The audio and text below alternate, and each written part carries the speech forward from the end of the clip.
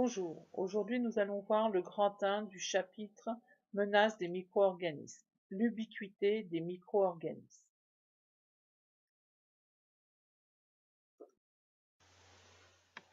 Où se trouvent les micro-organismes?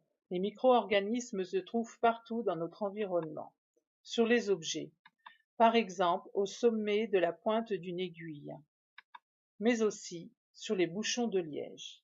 En 2013, une équipe de scientifiques américains parcourt le métro new-yorkais avec l'objectif de réaliser l'inventaire des bactéries qui y vivent. Avec des cotons-tiges, les scientifiques frottent toutes les surfaces touchées par les 5,5 millions de voyageurs quotidiens, poignées, sièges, barres, tourniquets. Au total, ils comptabilisent 637 espèces de bactéries. La plupart des espèces identifiées ont un impact positif, mais certaines sont à l'origine de maladies.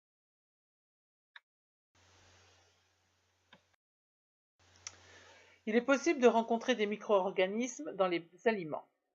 Le yaourt. Prenons une goutte de yaourt et observons-la au microscope après une coloration au bleu de méthylène. Il est possible de voir deux bactéries. Les streptocoques. Les streptocoques vivent en colonies et forment des chaînes. Leur diamètre est de 5 micromètres. Les bacilles lactiques ou lactobacilles ont une forme de bâtonnet. Leur taille est inférieure à 5 micromètres. Le camembert. La partie extérieure du camembert, blanchâtre, est en fin de compte un champignon, le Penicillium camembertis. Et dans l'eau. Cet histogramme représente les résultats d'une analyse d'une eau de baignade. On constate que dans cette eau se trouvent des colibacilles et des streptocoques. Les colibacilles sont au nombre de 500 pour 100 ml d'eau et les streptocoques de 75 pour 100 ml d'eau. Cette eau de baignade est jugée de bonne qualité. Dans le sol. Dans 1 gramme de sol se trouvent 25 milliards de bactéries et de virus. Dans l'air. Dans 1 mètre cube d'air extérieur, il y a moins de 10 bactéries et virus. Par contre, dans 1 mètre cube d'air dans une classe, on a 4000 bactéries et virus. Dans notre organisme, commençons déjà par distinguer la notion de peau et de muqueuse. La peau est cette partie qui recouvre notre corps et qui protège nos organes du milieu extérieur. La muqueuse, c'est ce tissu qui se trouve à l'intérieur de nos organes, mais en contact avec le milieu extérieur. La peau héberge 10 000 milliards de bactéries et de virus.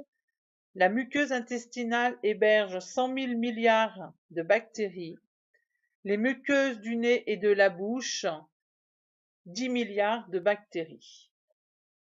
On estime à plus de 100 milliards le nombre de bactéries hébergées par le corps humain, soit près de 10 fois plus que le nombre de cellules d'un individu. Cela représente une masse comprise entre 1 et 2 kg pour un individu de 70 kg.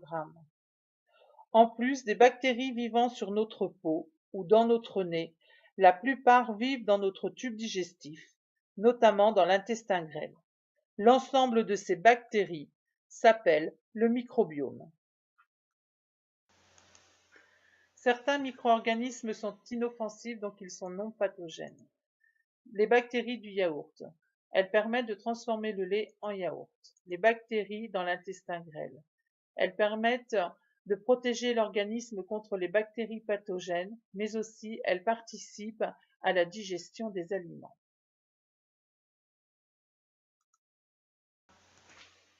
D'autres rendent malades, donc ils sont pathogènes. Par exemple, le virus de la grippe. D'ailleurs, tous les virus sont pathogènes. Un autre exemple, le staphylocoque doré se présente sous forme de grappe. C'est une bactérie à l'origine d'infections cutanées, abcès, furonte. Un autre exemple, des champignons microscopiques, parasites de la peau et des muqueuses, provoquent des mycoses. Pour finir, parlons un petit peu de la taille des micro-organismes. Les micro-organismes sont de différentes tailles. L'unité est le micromètre. Un micromètre est égal à 10 puissance moins 6 mètres. Il est donc nécessaire d'utiliser un microscope pour les observer.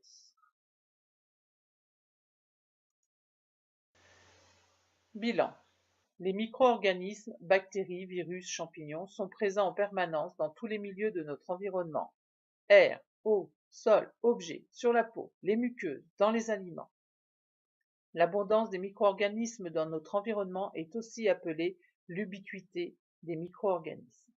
L'ensemble des bactéries dans un organisme est le microbiome. Ces micro-organismes présentent une grande diversité de tailles et de formes. Certains sont inoffensifs, donc non pathogènes. D'autres entraînent une infection, donc pathogènes. Pour les voir, il faut utiliser un microscope.